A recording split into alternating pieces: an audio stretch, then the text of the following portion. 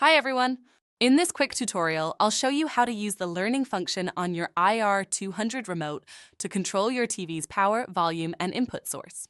You'll need both your IR200 remote and your TV's original factory remote for this setup.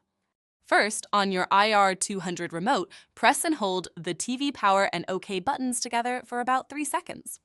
You'll see the red light turn on and stay solid. Once it does, release both buttons.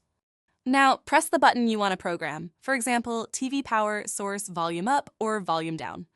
When you press it, the red light will start flashing. That means your IR200 is now in learning mode. Next, point both remotes directly at each other. Make sure the front ends are facing one another and keep them about 1 inch or 3 centimeters apart. Now, on your TV's original remote, press the same button you're trying to copy. When the IR200 receives the signal successfully, the red light will blink 4 times. You can repeat this process for the other buttons: TV power, volume up, volume down, and source. Just follow the same steps. Once you've programmed all the buttons you need, press and hold the OK button for 3 seconds. The red light will blink twice to confirm that everything's saved. And that's it!